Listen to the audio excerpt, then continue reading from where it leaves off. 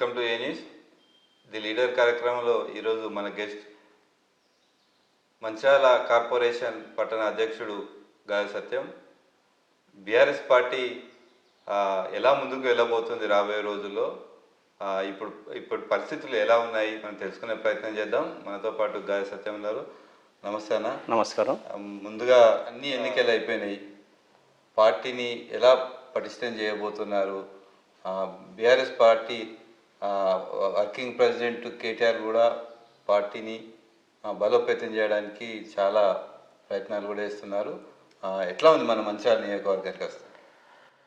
మంచిర్యాల నియోజకవర్గంలో మొన్న జరిగినటువంటి పంచాయతీ ఎన్నికల్లో కానీ, మొన్న అయిపోయినటువంటి కార్పొరేషన్ ఎన్నికల్లో కానీ, అలాగే రాష్ట్ర వ్యాప్తంగా కూడా గౌరవ మాజీ ముఖ్యమంత్రి గారు కేసీఆర్ గారు, అలాగే గౌరవనీయులు వర్కింగ్ ప్రెసిడెంట్ కేటీఆర్ గారి నాయకత్వంలో, హరీష్ రావు గారి నాయకత్వంలో బ్రహ్మాండంగా ప్రతిపక్షంలో ఉన్నా కూడా రాష్ట్ర వ్యాప్తంగా అప్పుడు ప్రతిపక్షంలో ఉన్నటువంటి కాంగ్రెస్ పార్టీకి కానీ, అప్పుడున్నటువంటి బీఆర్ఎస్ గౌరవ కేసీఆర్ గారి నాయకత్వంలో వర్కింగ్ ప్రెసిడెంట్ కేటీఆర్ గారి సారథ్యంలో నడిచినటువంటి తెలంగాణ ప్రభుత్వంలో మ్యాక్సిమం 99% బీఆర్ఎస్ పార్టీ, అప్పుడున్నటువంటి టీఆర్ఎస్ పార్టీ గెలుచుకున్నటువంటి సందర్భం.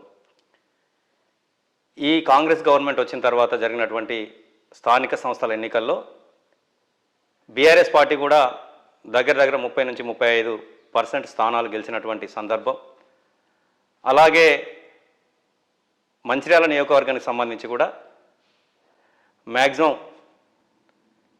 స్థానాలు గౌరవ ఎక్స్ఎమ్మెల్యే దివాకర్ రావు గారి నాయకత్వం కావచ్చు, రాష్ట్ర నాయకులు విజిత్ గారి సారథ్యంలో ఇక్కడ కార్పొరేషన్ కావచ్చు, పంచాయతీలు కావచ్చు కొన్ని గెలుచుకున్నాం. కొన్ని కారణాల వల్ల చిన్న అక్కడ ఉన్నటువంటి స్థానిక సంస్థలు ఉన్నటువంటి అక్కడ ఉన్నటువంటి పరిస్థితుల వల్ల కొన్ని ఓడిపోవడం జరిగింది. పంచాయతీ ఎన్నికలు ఎందుకు ఇన్ని సీట్లు వచ్చినాయి, ఇంకెందుకు రాలేకపోయినామని మనోవేదనం ఎక్కడికక్కడ పెద్దలు దివాకర్ రావు గారి నాయకత్వంలో మండల్ వైజ్గా అక్కడ ఉన్నటువంటి లీడర్లను కోఆర్డినేషన్ చేసుకొని చేస్తున్నటువంటి సందర్భం.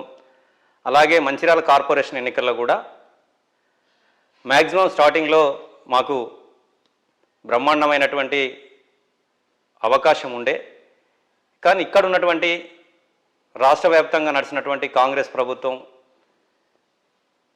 ఒక పక్క 3 సంవత్సరాలు మేమే ఉంటాం,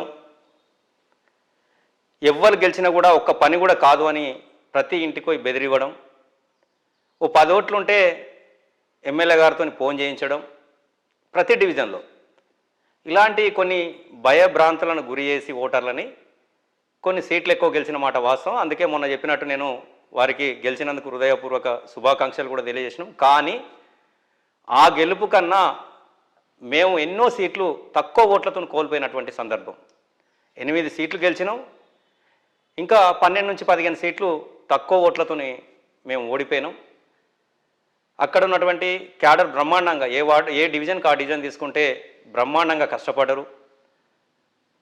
ఏ డివిజన్ పోటీ చేసినా కూడా సాయశక్తుల అన్ని రకాల ఒడిదొడుకులకు అన్నిటికీ తట్టుకొని ఓటర్ల దగ్గరకు పోయి మ్యాక్సిమం పార్టీ ద్వారా గౌరవ దివాకర్ రావు గారి నాయకత్వంలో, విజితన్న గారి సారథ్యంలో బ్రహ్మాండంగా ఒక 8 సీట్లు మాత్రమే మేము గెలుచుకోగలిగినాం.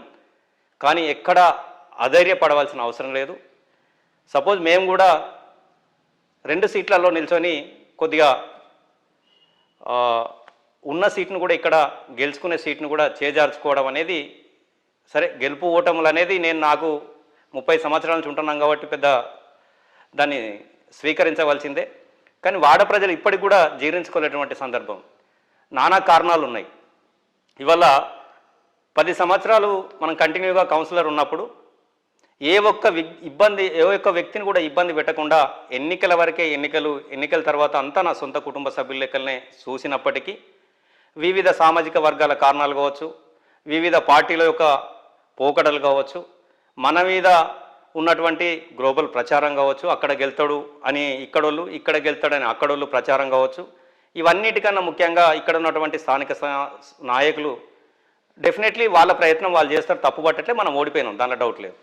10 ఓట్లు 5 ఓట్లు ఉన్న వాళ్ళని కూడా ఎమ్మెల్యే గారిని ఫోన్ చేయించి ఎమ్మెల్యే గారితో వాళ్ళకు ఏ హామీలు ఇవ్వాలో హామీలు ఇచ్చి అమలు కాని హామీలు, ముఖ్యంగా 43 డివిజన్లను అయితే మీరు నమ్మరు కానీ ఏ ఇంటికి పోయినా కూడా మెడికల్ కాలేజ్ అవుతుంది, ఉద్యోగం ఇప్పిస్తాం, గౌరవ శాసనసభ్యులు ఉన్నారు కాబట్టి ఎమ్మెల్యే గారి ద్వారా మీకు ఉద్యోగం వస్తుంది, గాలి సత్యంకి వెళ్తే ప్రతిపక్షం ఉండదు కాబట్టి మీకు ఉద్యోగం రాదని చెప్పేసి ఈ గ్లోబల్ ప్రచారం ఏదైతే చేసిండ్రో దానివల్ల కొద్దిగా నష్టం జరిగింది. ఎక్కడ కూడా ఆధైర్యపడవలసిన అవసరం లేదు. పూర్తి స్థాయిలో వర్కింగ్ ప్రెసిడెంట్ గారు మొన్న చెప్పినట్టు కేటీఆర్ గారి నాయకత్వంలో రాష్ట్రంలో గౌరవ కేసీఆర్ గారి సారథ్యంలో ముందుకెళ్తున్నటువంటి సందర్భాలలో ఎన్నో అబద్ధాలు చెప్పి అధికారంలోకి వచ్చినటువంటి రేవంత్ రెడ్డి గారి నాయకత్వంలో ప్రభుత్వం ఏర్పడి ఇలా 2 సంవత్సరాలు దాటి 2.5 సంవత్సరాలకి ఇంకొక 2 నెలలు 28 నెలల దగ్గరలో ఉన్నటువంటి ప్రభుత్వం అన్ని రంగాల్లో ఫెయిల్యూర్. కానీ స్థానిక సంస్థలు వచ్చే వరకు మరి మేము గెలిచినాం కదా ఫెయిల్యూర్ అని కాంగ్రెస్ వాళ్ళు అనుకోవచ్చు, కానీ ఎక్కడ కూడా స్థానిక సంస్థల్లో 90% స్ట్రైక్ రేటు, 95% అధికార పార్టీకి ఎడ్జ్ ఉంటుంది. అయినా మీరు దాన్ని చూసి వేరే రకంగా అనుకుంటే పప్పులో కాలేసినట్టే. మొన్న బడ్జెట్ కావచ్చు, ఇవాళ కావచ్చు, మంచిర్యాల కార్పొరేషన్కి సంబంధించి పూర్తి స్థాయిలో రాబోయే రోజుల్లో కాంగ్రెస్ పతనం, అలాగే బీఆర్ఎస్ పుంజుకొని బ్రహ్మాండంగా మళ్ళా ఈ నియోజకవర్గంలో బీఆర్ఎస్ గెలవడం అనేది జరుగుతుంది. గత 10 సంవత్సరాలుగా కౌన్సిలర్గా ఉన్నటువంటి గాయ సత్యం 2 డివిజన్లలో పోటీ చేసి తప్పిదం చేసిందంటారా, ఓవర్లుక్లో అయినంటారా? అంటే వాస్తవంగా 2 నిల్చోవాలని పార్టీ కావచ్చు, నేను వ్యక్తిగతంగా కావచ్చు నిర్ణయం తీసుకోవడం జరిగింది. ఓడిపోయినంత మాత్రాన అది రాంగ్ అని నేను అనుకోవట్లేదు. ఎందుకంటే 43 రామ్నగర్ అనేది నా కుటుంబం. పూర్తి స్థాయిలో ఇక్కడ గెలుతాననే నమ్మకంతో, విశ్వాసంతో నేను నిల్చోవాలనుకుంటే ఇంకా పక్కన ఉన్నాయి, నేను నిల్చుండేవాడిని. 20వ డివిజన్ ఏసీస్కి ఎందుకు పోవాల్సి వచ్చిందంటే అక్కడ ఉన్నటువంటి పరిస్థితులు, ఆ డివిజన్ యొక్క విస్తరణ 7 కాలనీలు, డెవలప్మెంట్కు ఆవడ దూరంలో ఉన్నటువంటి కొత్త కాలనీలు కాబట్టి అక్కడైతే మనం పోతే రేపు మనం మేయర్ వచ్చినా రాకపోయినా మనలాంటి గెలిస్తే గవర్నమెంట్తోని కానీ ఇక్కడ ఉన్నటువంటి ఎమ్మెల్యే గారితో కానీ ఇక్కడ ఉన్నటువంటి రేపు రాబోయే రోజుల్లో కార్పొరేషన్లో ప్రతిపక్ష పార్టీగా గట్టిగా కొట్లాడి ఆ ప్రాంతానికి న్యాయం చేయగలుగుతాం. నాకు వర్క్ అంటే ఇంట్రెస్ట్. అందుకే అక్కడ దగ్గర నేను చెప్తున్నా కదా, 20వ డివిజన్లో 20-30 కోట్లు పెట్టినాను కూడా ఆ డివిజను పూర్తి స్థాయిలో డెవలప్మెంట్ కాదు. అట్లాంటిదాన్ని నేను ఎన్నుకున్నా. లేకపోతే ఇక్కడ 47 ఇక్కడ బ్రహ్మాండంగా పక్కకే ఉన్నది. అప్పుడున్నటువంటి సోదరుడు నన్ను కాదనకపోవు, నేను ఇక్కడికి పోదు. ఇక్కడ పూర్తి స్థాయిలో నేను చేసినటువంటి పని కావచ్చు, నాకున్నటువంటి కుటుంబ సభ్యులు కావచ్చు, వీళ్ళందరి మీద నమ్మకం పెట్టుకొని పోయినాం. ఓటమికి ఒక్కొక్క కారణం ఉంటుంది.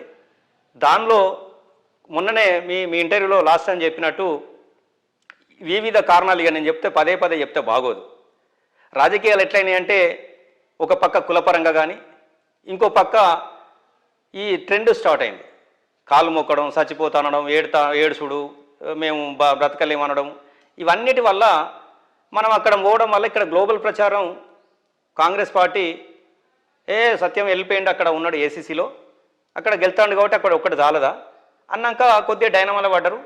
ఇంకో పార్టీ వాళ్ళు ఏం చేసినట్టే వేరే రకంగా ప్రచారం చేయడం వల్ల నాకున్నటువంటి వ్యక్తులు మంచోళ్ళు కూడా అటు ఇటు చెరొకటి వేయడం వల్ల స్ప్లిట్ అయింది.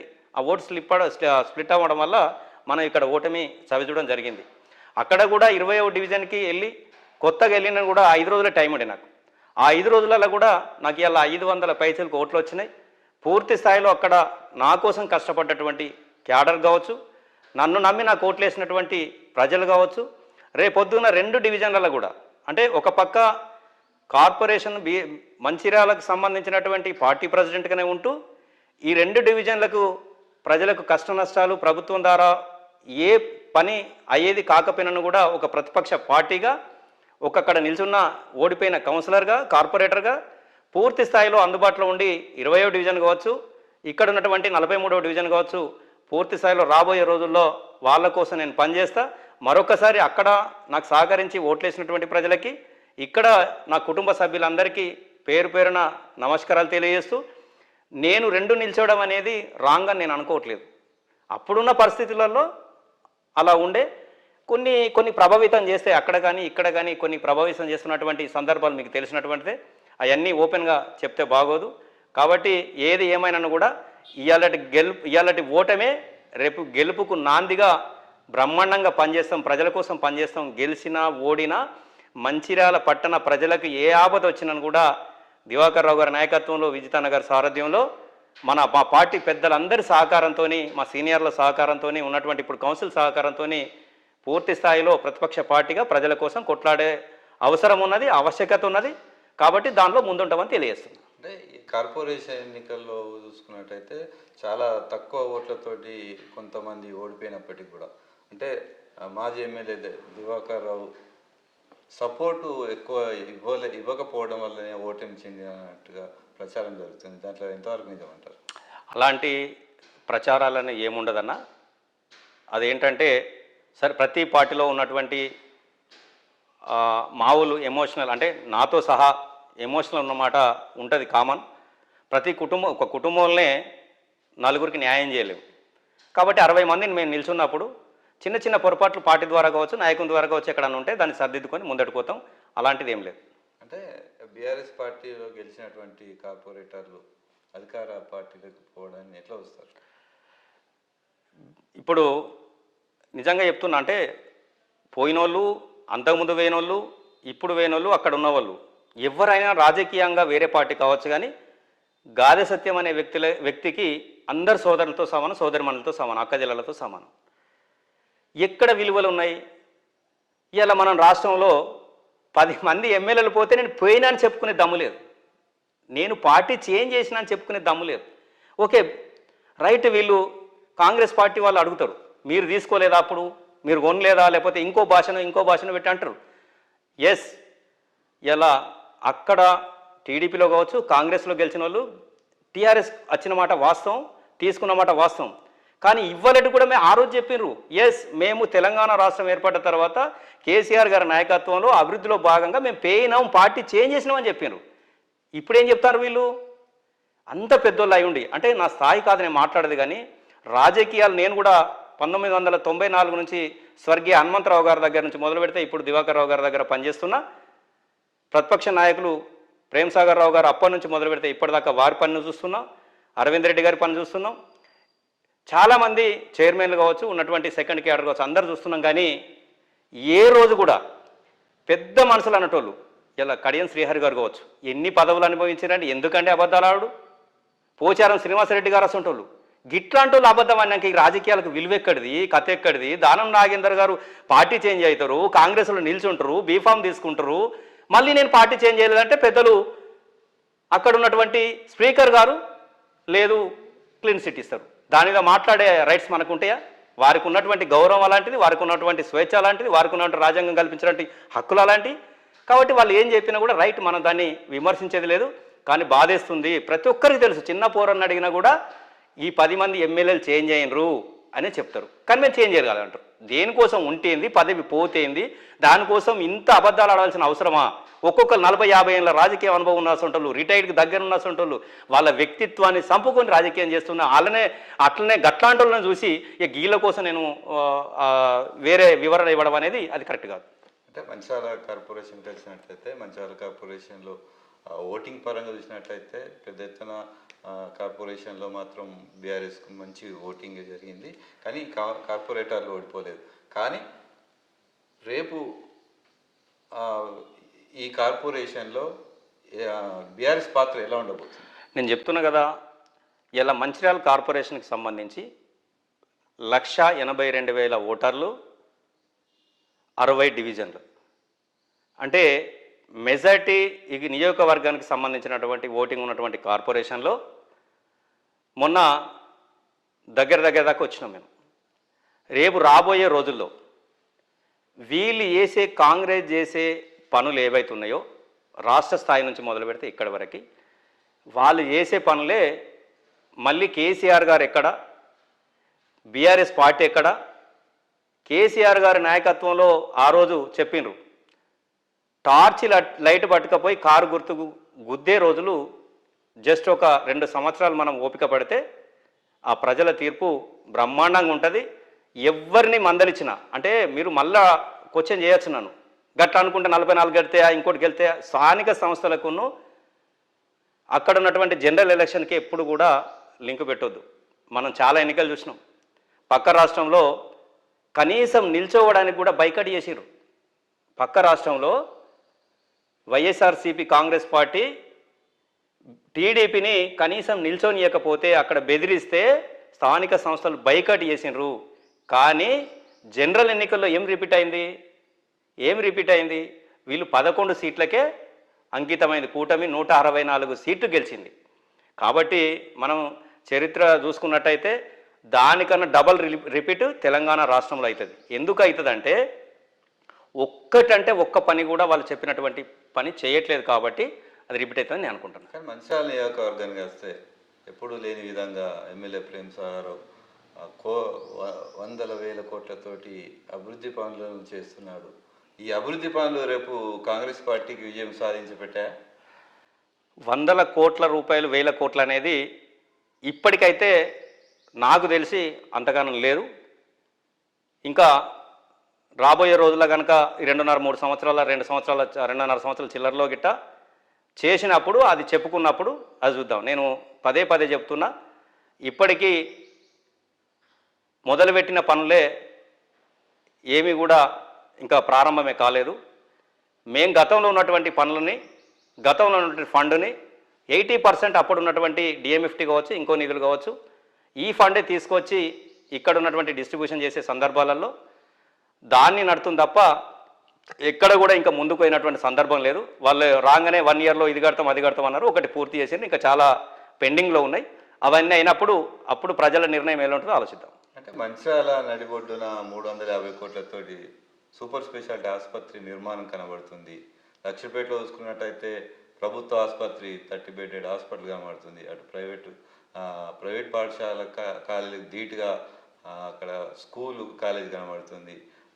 ఇటు మహాప్రస్థానం ప్రజలకు, ఈ పట్టణ ప్రజలకు ఎప్పుడు లేని విధంగా మాత్రం మహాప్రస్థానం కట్టింది. ఇవన్నీ ప్రజలకు కనబడుతున్నాయి, మీకు కనబడట్లేదా? నేను చెప్తున్నా కదా, ఇలా మీరు చెప్పినటువంటి లక్షపేట హాస్పిటల్ అనేది బీఆర్ఎస్ గవర్నమెంట్ దివాకర్ రావు గారు తెచ్చింది. అట్లా చెప్పుకుంటూ పోతే మీరు చెప్పిన అన్నీ కలిసి ఒక మెడికల్ కాలేజ్ ఏదైతే దివాకర్ రావు గారి నాయకత్వంలో, హరీష్ రావు గారు అప్పుడు కేటీఆర్ గారి నాయకత్వంలో మంజూరు చేసినటువంటి 530-40 కోట్ల ఒక మెడికల్ కాలేజ్ సరిపోతుంది. మా హాయంలో టీఆర్ఎస్ గవర్నమెంట్లో మెడికల్ కాలేజ్ ఇచ్చినాం, గురుకులు తెచ్చినాం, లిఫ్ట్ తెచ్చినాం. ఈ జిల్లా ముఖ్యంగా ఎన్నో సంవత్సరాల నుండి ఎదురు చూసినటువంటి మంచిర్యాల జిల్లా తీసుకొచ్చిన ఘనత, ఇచ్చిన ఘనత కేసీఆర్ గారిది, తీసుకొచ్చిన ఘనత దివాకర్ రావు గారిది. ఇలా కలెక్టర్ ఆఫీస్, ఈ కలెక్టర్ ఆఫీస్ ఒక జిల్లా వచ్చినాక దీనికి అనుసంధానంగా ఎన్ని వచ్చినాయి, ఎన్ని వందల కోట్ల రూపాయల పని అయింది. అవన్నీ మేము చేయలేదు. మరి మనం ఓడిపోలేదా? మేము ఓడిపోయినాం కదా. ప్రజలు ఎక్కడో కాడ తిరుగుబాటు స్టార్ట్ చేస్తే ఆ ఎన్నికల్లో ఆ ఇన్ఫ్యాక్ట్ రాష్ట్ర వ్యాప్తంగా ఉంటుంది. దాన్ని బట్టి ఓటింగ్ జరుగుతుంది. 100% మాకైతే విశ్వాసం, నమ్మకం బీఆర్ఎస్ పార్టీ ఈ మంచిర్యాల గడ్డ మీద రాబోయే రోజుల జెండా పాతదని ప్రగాఢమైన విశ్వాసంతో తెలియజేస్తున్నాం. అంటే కాంగ్రెస్ పార్టీ సంక్షేమ పథకాలు వాళ్ళ విజయానికి దోహదపడా? ఇప్పుడు చూసుకున్నట్టయితే రైతు భరోసా కూడా నిన్న ముఖ్యమంత్రి గారు ఇవ్వడం జరిగింది. అటు చూసుకుంటే మహిళలకు ఉచిత బస్సు సౌకర్యం కల్పిస్తున్నారు. రేపు 2500 రూపాయలు కూడా ఇస్తామని కూడా ప్రకటన చేస్తున్నారు. ఇవన్నీ కాంగ్రెస్ పార్టీ విజయానికి దోహదపడే అంటారు. నవ్వేస్తుంది ముఖ్యమంత్రి గారు మాట్లాడితే. వాస్తవంగా వారు ఏదైనా మాట్లాడగలుగుతారు. వారు చెప్పింది ఏంటిది? ఎన్నికల మేనిఫెస్టోలో వాళ్ళు కాంగ్రెస్ పార్టీ చెప్పిన వారే పిసిసి ప్రెసిడెంట్ గారు ఉండే పెద్దలు, ఇక్కడ శ్రీధర్ బాబు గారు మేనిఫెస్టో చైర్మన్. వారు చెప్పింది ఏంటిది? ప్రతి రైతుకి 7,500 రూపాయలు ప్రతి ఎకరా ప్రతి పంటకి 7,500 ఇస్తున్నటువంటి వాస్తవం కాదా? 7,500 గంగల పోని 5,000 రూపాయలు అప్పుడు మనం కంటిన్యూ ఏ సంవత్సరం కూడా ఒక్కటి కూడా తప్పకుండా కేసీఆర్ గారి నాయకత్వంలో రైతులకు, ఈ దేశంలోనే ఎవరన్నా రైతులకు చేసిరంటే గౌరవ కేసీఆర్ గారు అక్కడ రైతులకు చేసినటువంటి సందర్భం. దాన్ని కాంగ్రెస్ ప్రభుత్వం వచ్చిన తర్వాత రెండైతే ఎగ్గొట్టిండ్రు. మూడోది ఇప్పుడు నిన్న ఇవాళ కావచ్చు, ఇవాళ ఒక ఎకరానికి నిన్న ప్రకటించారు సిద్దిపేటలో 1 ఎకరం అందరికి వేసిండ్రు. సెకండ్ ఎత్తరా థర్డ్ ఎత్తరా లేదనేది దేవుడికి ఎరకది. 7,500 ఏమైనా అని అడుగుతాను నేను ఒక ప్రతిపక్ష పార్టీగా. 7,500 రూపాయలు ప్రతి ఎకరాకి ఇస్తా అన్నారు, అందరికి ఇస్తా అన్నారు. ఏమైనా రేవంత్ రెడ్డి గారు ముఖ్యమంత్రి గారు అని మేము అడుగుతున్నాం కాంగ్రెస్ పార్టీని. ఇదివరకు అతిగతి లేదు రైతులకి. అదే కాదు, ఇలా యూరియా కూడా ఇవ్వలేని పరిస్థితుల్లో ఈ గవర్నమెంట్ ఉన్నది. రైతులకు యూరియా కావాలంటే యాప్ ఓపెన్ చేయాలట. మీరు ఒకసారి అర్థం చేసుకోండి. రైతులకు స్మార్ట్ ఫోన్లు ఉంటాయా అన్ని? ఓటీపీ తెలుస్తాయా? అందరు చదువుకున్నారా? అది ఓపెన్ చేస్తే 2 బస్తాలు ఇస్తారు. 2 బస్తాలు దేనికి సరిపోతాయి? ఒక రైతు, కౌలు రైతు కావచ్చు, ఇంకోటి కావచ్చు, కూలీలు కావచ్చు, వీళ్ళందరినీ ఆదుకుంటా అని చెప్పి మోసం చేసి గవర్నమెంట్లోకి వచ్చి ఇవాళ కాకమ్మ కథలు ఏమన్నా అంటే కేసీఆర్ గారు అప్పు చేసిపోయినారు, మేము అది అప్పులు వడ్డీలు కట్టడానికే సరిపోతున్నాయి అని చెప్తారు. పార్లమెంట్లో ఒక క్వశ్చన్కి ఆన్సర్గా తెలంగాణ రాష్ట్ర ప్రభుత్వంలో అప్పుడైనటువంటి అప్పు ఇన్ని లక్షల కోట్లు, ఇప్పుడు వీళ్ళు 2.5 సంవత్సరాలు చేసినటువంటి ఇంకా ఎక్కువ ఉన్నదని వాళ్ళే ప్రకటిస్తే ఇంకా వీళ్ళు అప్పు చేసిన గ్లోబల్ ప్రచారం ప్రజలు నమ్మేయడానికి ఇంకెన్ని అబద్ధాలు చెప్తారు? అలాంటి అబద్ధాలు ఏమి నడవై. సంక్షేమంలో వీళ్ళు ఫెయిల్యూర్, ఒక్కటి కాదు అన్నిట్లో ఫెయిల్యూర్. ఇలా సంక్షేమంలో ఫెయిల్యూర్ అయితేనే స్థానిక సంస్థల సర్పంచ్ ఎన్నికల్లో కాంగ్రెస్ పార్టీ మెజార్టీ సీట్లు గెలిచిందంట. నేను మళ్ళీ చెప్తున్నా, ఒక్కొక్క కాడ 100% కూడా బీఆర్ఎస్ ప్రభుత్వం ఉన్నప్పుడు స్థానిక సంస్థల్లో గెలిచినాం. ఒక రాష్ట్రంలో అయితే మొత్తానికి స్థానిక సంస్థలు బైకట్ చేశారు. దానికి దీనికి ముడిపెట్టకండి. సంక్షేమంలో అభివృద్ధిలో రాష్ట్ర ప్రభుత్వం విఫలమైంది. చాలా ఉదాహరణలు చెప్పగలుగుతా. ఇలా రాగానే రుణమాఫీ చేస్తా, 2 లక్షల రుణమాఫీ చేస్తా అని తెచ్చుకోరని ముఖ్యమంత్రి గారు ఆ రోజున్న పిసిసి ప్రెసిడెంట్ గారు చెప్పిండ్రు. ఈరోజు మొన్న మీటింగ్కు ముందు ముఖ్యమంత్రి గారు పెట్టే మీటింగ్కు ముందు హరీష్ రావు గారు ఛాలెంజ్ చేసిండ్రు. మీరు వస్తున్నారు సిద్దిపేట జిల్లాకి, సిద్దిపేటకు వస్తున్నారు, నా దగ్గర 48% రుణమాఫీ అయింది, 52% ఇంకా కావలసి ఉన్నది. ప్రతి దేవుడి మీద మీరు ఒకసారి అర్థం చేసుకోవాలి. గౌరవ ముఖ్యమంత్రి గారు పెద్దలు, రాష్ట్రానికి ముఖ్యమంత్రి అంటే రాష్ట్ర ప్రజల తరపున రిప్రజెంటేషన్. వారు ప్రతి దేవుడికి ఒట్టు పెట్టారు. ఒక ఎంపీ ఎన్నికలలో రుణమాఫీ చేస్తా పలానా డేట్ లోపని చేసిండ్రా? ఏ ఊరికన్నా వస్తారా? సరే అక్కడ పోనీ, ఇక్కడ నియోజకవర్గంలో ప్రతి ఊళ్ళో 100% రుణమాఫీ అయిందని చెప్పగలుగుతారా? ఏ ఒక్కరు కూడా చెప్పలేరు. ఎందుకంటే చేయలేదు కాబట్టి. వాళ్ళ లెక్కలనే ఉన్నాయి కదా. 40,000 కోట్ల చిల్లరని చెప్పి 18,000 కోట్లు చెప్తే ఎట్లా రుణమాఫీ అవుతుంది? అన్ని అబద్ధాలు. నేను చెప్తున్నా కదా, మీరు ఏం చెప్పాలి? అరే మా దగ్గర పైసలు లేవు, ఖజానా లేదు, మేము ఇవ్వలేకపోతున్నాం, కానీ ఇస్తామని చెప్పండి, దాని తప్పు లేదు. దేవుళ్ళ మీద ఒట్లు పెట్టుడేంది? మీరు ఒట్టు పెడితే రాష్ట్ర ప్రజల తరపున అందరూ ఒట్టు పెట్టినట్టే కదా. ఎవరికి అది శాపం ఎవరికి కలుగుతుంది? అలాంటి కరెక్ట్ కాదు పెద్దలకని నేను ఒక సామాన్య ఓటర్గా వారికి తెలియజేస్తున్నా. అంటే బీఆర్ఎస్ పార్టీకి ఈ ప్రాంత ప్రజలు ఎందుకు ఓటేయాలంటే ఏం చెప్తారు? బీఆర్ఎస్ పార్టీకి ఎందుకు ఓటేయాలంటే ఇక్కడ ఉన్నటువంటి రాష్ట్ర పార్టీని చూసుకోవచ్చు, మేం గతంలో చేసినటువంటి బీఆర్ఎస్ పార్టీ సంక్షేమ అభివృద్ధి పథకాలు చూసుకోవచ్చు. నేను మొన్న పదే చెప్తున్నా, దానికి ధీటుగా పదంతలు చేసి డిసిజన్ ఎవరు తీసుకుంటారు? నియోజకవర్గ ప్రజలు తీసుకుంటారు. మేము అదే చెప్తున్నాం, ప్రజలకు పని చేయండి. ఇప్పుడు కాకపోతే ఇంకా 4 సార్లు గెలవండి. మీరు పని చేస్తలేరు కాబట్టి రాబోయే రోజుల్లో బంగారు పెళ్ళంలో మాకు అప్ప చెప్తారు, మాకు రెడీ ఉన్నారు ప్రజలని నేను తెలియజేస్తున్నా. మహిళలను నట్టేట ముంచినటువంటి కాంగ్రెస్ పార్టీ ఇటు మహిళలను ముంచుతిరి, రైతులను ముంచుతిరి, యూత్ను ముంచుతిరి, పెద్ద మనుషులను ముంచుతిరి. మీరు ఎవరికి చక్కగా చేసినారు? మొన్న మహిళా దినోత్సవం వస్తే ముఖ్యమంత్రి గారు మీటింగ్ పెట్టి నేను అందరి స్కూటీలు ఇస్తాను అంటారు. స్కూటీలు ఎన్నికల హామీలో స్కూటీలు ఉన్నాయి, ఇచ్చిండ్రా? 2,500 మహాలక్ష్మి కింద ఇస్తాన్నారు, ఇచ్చిండ్రా? ఇప్పుడు బస్సు ఒకటి పెట్టారు. బస్సు పెట్టి ఆర్టీసీకి ఏమన్నా మీరు పైసలు కడుతుండ్రా? మొత్తం క్లియర్ అయినాయా? ఆర్టీసీని ప్రైవేట్ పరం చేసే విధంగా ముందుకు పోతుండ్రు. దాన్ని సరే రాష్ట్ర పార్టీ చూసుకుంటుంది, అది వేరు సంగతి. ఇక్కడ 100% గతంలో దివాకర్ రావు గారి నాయకత్వంలో ఏదైతే బీఆర్ఎస్ పార్టీ, అప్పుడున్న టీఆర్ఎస్ పార్టీ, ఇప్పుడు బీఆర్ఎస్ పార్టీ ప్రజల పక్షాన ఏదైతే కొట్లాడుతున్నామో దానికి అనుగుణంగానే వీళ్ళ ఫెయిల్యూర్స్ ఏవైతే ఉంటాయో దానికి ముందుకు తీసుకెళ్ళి మేము రాబోయే రోజుల్లో పూర్తి స్థాయిలో ఇక్కడ బీఆర్ఎస్ పార్టీ జెండా ఎగరవేస్తుంది. దానిలో ఏమాత్రం డౌట్ లేదు. సరే ఒకవేళ దానికి 4 రెట్లు ఎక్కువ పనిచేసి మేము బాగా పనిచేస్తున్నామంటే చేస్తే ప్రజలు ఓట్లేస్తారు, చేయకపోతే ప్రజలు ఓట్లేరు. కామన్ అది కదా. కాబట్టి అది ప్రజల నూటికి మాకైతే నమ్మకం ఉన్నది. రాబోయే రోజుల్లో బీఆర్ఎస్ పార్టీ అధికారంలోకి వస్తుంది, ఇక్కడ కూడా మేము గెలుస్తామని విశ్వాసం ఉంది. మంచిర్యాల కార్పొరేషన్లో ప్రతిపక్ష పార్టీ నాయకునిగా, పట్టణాధ్యక్షునిగా ఇక్కడ ఎలాంటి సమస్యలను మీరు గుర్తించారు? ఆ సమస్యల మీద మీరు ఎలా పోరాటం చేయబోతున్నారు? చెప్పాం కదా, ఒక పక్క అంటే వారి నాయకత్వంలో ఏదైతే దివాకర్ గారు కావచ్చు, విజిత్ గారు కావచ్చు, వారి నాయకత్వంలో ఎప్పటికప్పుడు అక్కడనే మేమే కాకుండా మాకున్నటువంటి సీనియర్ నాయకుల పూర్తి సహకారంతో ఇవాళ కోల్బెల్ట్ నుంచి మొదలు పెడితే ఈ నియోజకవర్గం రాష్ట్రంలో విభిన్నమైన నియోజకవర్గం. ఒక పక్క సింగరేణి ప్రాంతం, మరోపక్క వ్యాపారకు సంబంధించినటువంటి మంచిర్యాల ప్రాంతం, మరొక పక్క వ్యవసాయం. ఈ 3 కలగలిపిన ఏ నియోజకవర్గంలో కూడా ఉన్నాయి. ఇది మన అదృష్టంగా భావించాలి. ఒక పక్క గోదావరి కావచ్చు, ఇటు కావచ్చు, ఇవన్నీ చాలా వనరులు ఉన్నాయి. తీసుకురావాల్సిన బాధ్యత అధికార పార్టీగా వారిపైన ఉన్నది, చేయకపోతే కొట్లాడాల్సిన బాధ్యత మా పైన ఉన్నది.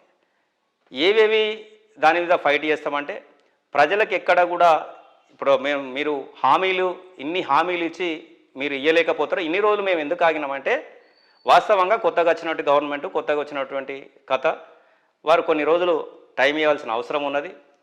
ఆన్గోయింగ్ ఒకటే రోజులు 24 గంటల్లో పని ఎక్కడ కూడా ఎవరు వచ్చినా కూడా కాదు, వారు వచ్చినా కాదు, మేము వచ్చినా కాదు, ఎవరు వచ్చినా కాదు. కాబట్టి అవన్నీ చూసి రాబోయే రోజుల గిట్ట వీళ్ళు ఇచ్చిన హామీలు ఏవైతే ఉన్నాయో ఇయ్యలేకపోతే పూర్తి స్థాయిలో ఒక ప్రతిపక్ష పార్టీగా ప్రజాస్వామ్యబద్ధంగా ప్రజల కోసం నిరంతరం కొట్లాడడంలో ముందుంటాం. ఒక మంచిర్యాల కార్పొరేషన్కి వచ్చినట్టు ఇక్కడ ప్రధానంగా ఒక 2 సమస్యలు ఇక్కడ కనబడుతున్నాయి. కానీ ప్రధానంగా చూసుకున్నట్టయితే ఇటు తాగునీరు, అటు డంపింగ్ యార్డ్ సమస్య. ఈ 2 సమస్యలు ఇక్కడ ఈ కార్పొరేషన్లో ప్రధానంగా కనబడుతున్నాయి. ఇటు తాగునీరు పబ్లిక్ ఇబ్బంది పడుతున్నారు, డంప్ యార్డ్కి సంబంధించిన విషయంలో ఆ ప్రాంతాల్లో ఉన్నటువంటి ప్రజలు మాత్రం ఇబ్బందులకు గురవుతున్నారు. అప్పుడు మీ హయాంలో మీరు చేయలేకపోయారు, ఇప్పుడు వచ్చే ఎమ్మెల్యే 2 సంవత్సరాలు అవుతుంది, ఇప్పటి వరకు ఆ సమస్యను క్లియర్ అయిపోయారు. మీరు దీని మీద ఎట్లా వేయబోతున్నారు? అప్పుడు ఎన్నికల సందర్భంగా ఇక్కడ ఉన్నటువంటి ఎమ్మెల్యే గారు డంపింగ్ యార్డు పూర్తి స్థాయిలో ఇక్కడికి వెళ్ళి తీసేసి సింగరేణి ప్రాంతమైన అటుకెళ్ళి నేను షిఫ్ట్ చేస్తానని వారు హామీ ఇచ్చిండ్రు. భూసేకరణ జరిగిందన్నారు, కానీ ఎక్కడ వేసిన గొంగలు అక్కడే ఉంది. మొన్న నేను ఒక రిప్రజెంటేషన్ కార్పొరేషన్ పరిధిలో ఇవ్వడం జరిగింది. వారికి కూడా చాలా ఇబ్బంది ఉన్నదని చెప్పేసి అక్కడ ఆ ప్రాంత ప్రజలు గగ్గోలు పెడుతున్నటువంటి సందర్భాలలో పూర్తి స్థాయిలో మీరు చెప్పినట్టు ఏదైతే శాశ్వత పరిష్కారం దిశగా డంపింగ్ యార్డ్ అనేది సమస్య ఇప్పటిది కాదు, ఎప్పటి నుంచో ఉన్నది. వీరు కూడా తీర్తామని చెప్పి ఫస్ట్ ప్రియారిటీ మాకని చెప్పేసి కాంగ్రెస్ పార్టీ చెప్పినటువంటి సందర్భాలలో దాన్ని నెరవేర్చవలసిన బాధ్యత వారిపైన ఉన్నది. నెరవేర్చే విధంగా దాని మీద మేము పోరాటం చేస్తాం.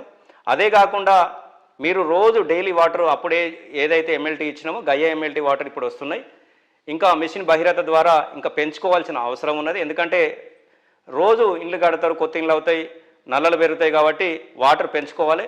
రాబోయే రోజుల్లో వేసవి వస్తుంది కాబట్టి భూగర్భ జలాలు, ఎందుకంటే ఈ మహాత్ముడు సీఎం గారు చేయబట్టి ఆయనతో గోదావరి కూడా ఎండిపోయింది, ఆ కాళేశ్వరాన్ని బంద్ పెట్టి గోదావరి ఎండిపోయింది కాబట్టి భూగర్భ జలాలు కూడా దెబ్బతిన్నాయి కాబట్టి నీటి ఎద్దడి లేకుండా చూసుకోవాల్సిన బాధ్యత అధికార పార్టీపై, ఇక్కడ ఉన్నటువంటి కార్పొరేటర్లు ఎవరైతే పెద్దలందరూ గెలిచిరో వారి నాయకత్వంలో నీటి ఎద్దడి లేకుండా చూసుకోవాల్సిన బాధ్యత వారిపైన ఉన్నది.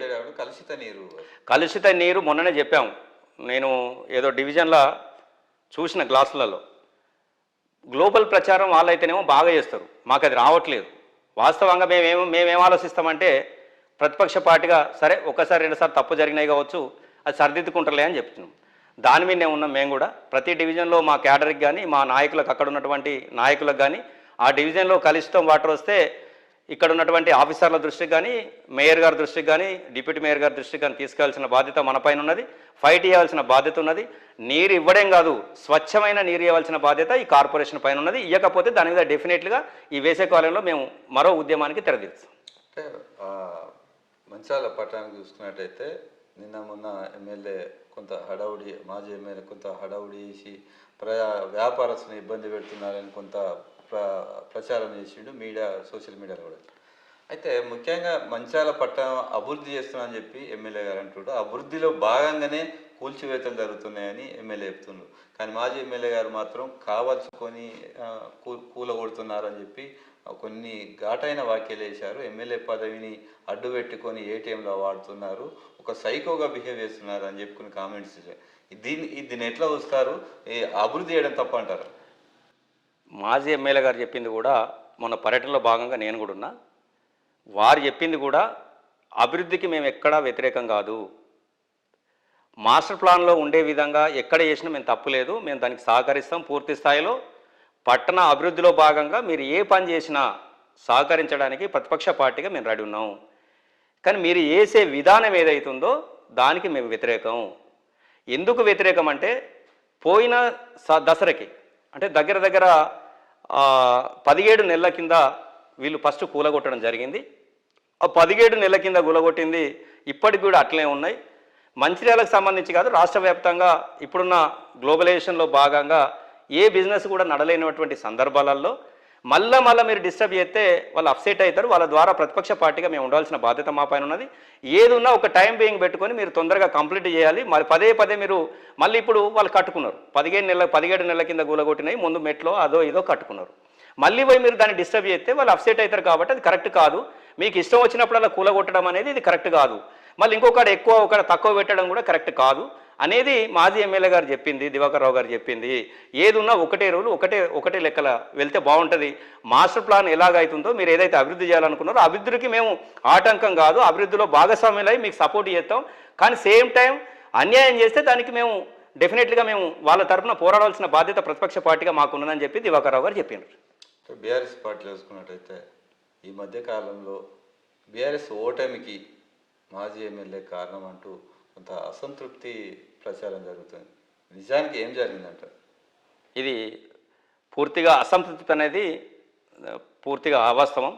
ఎందుకంటే ఇప్పుడు ఇందాకముందు చెప్పాను, ఒక కుటుంబంలో 4-5 కొడుకులు ఉంటారు, అందరినీ మనం తృప్తిపరచలేం.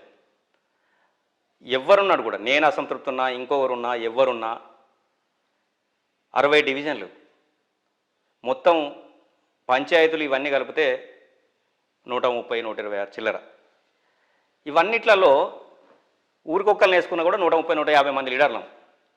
150లో 2-3 ఉంటుంది, అలుగుతాం. ఎవరి కోసం అలుగుతాం? పార్టీ బాగు కోసం, పార్టీ బాగుండాలి, గిట్లయితే బాగుంటుందని వాళ్ళ ఇంటెన్షన్ ఏమైనా చెప్పవచ్చు. కానీ ఎక్కడ కూడా అసంతృప్తో ఇంకోటో, వాళ్ళు మా సోదరులే, అంతరం మేమే. అసలు అసంతృప్తికి ఆస్కారం బీఆర్ఎస్ దగ్గర లేదు.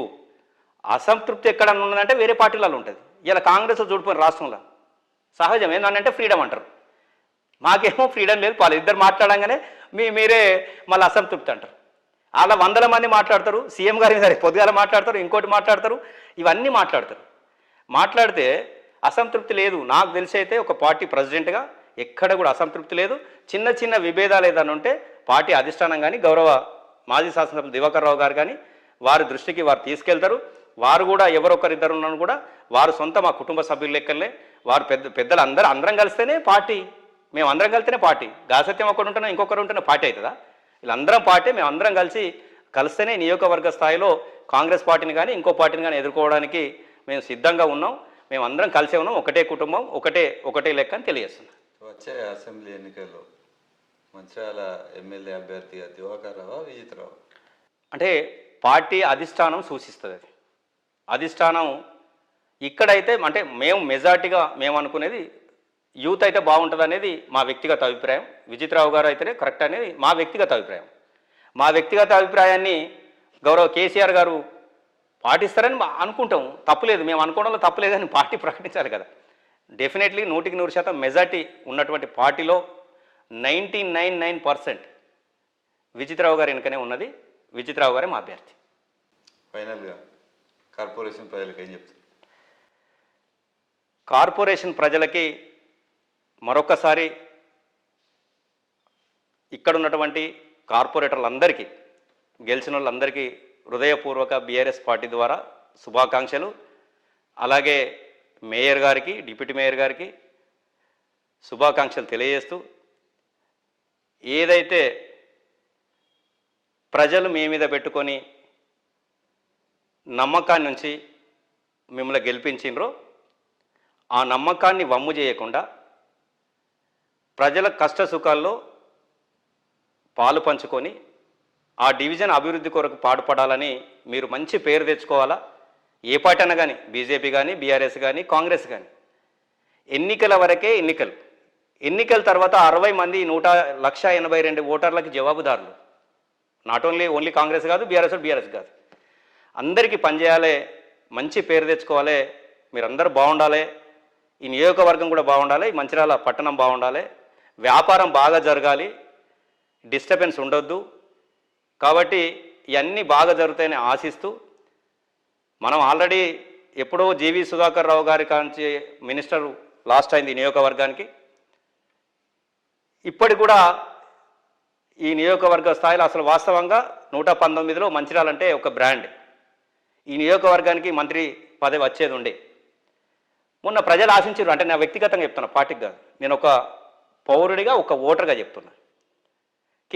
మన రేవంత్ రెడ్డి గారు తొక్కుతా నేను అసెంబ్లీ అన్నాడు, చూసినావా? ఆ దురదృష్టం ఏంటంటే మన దగ్గర కూడా రాకుండా చేసినటువంటి ముఖ్యమంత్రి గారు ఇకనైనా కళ్ళు తెరిచి ఇక్కడ నియోజకవర్గానికి మంచి జరగాలంటే, ప్రజలకు మంచి జరగాలంటే మేము అభివృద్ధిని కోరుకుంటున్నాం.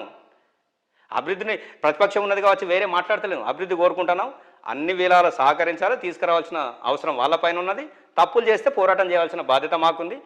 ప్రతిపక్ష పార్టీగా దివాకర్ రావు గారి నాయకత్వంలో, విజితన్న గారి సారథ్యంలో మంచిర్యాల కార్పొరేషన్కి సంబంధించి మా బీఆర్ఎస్ కుటుంబ సభ్యులందరినీ ఏ ఒక్కరు కూడా తేడా లేదు, అందరం కలిస్తేనే పార్టీ.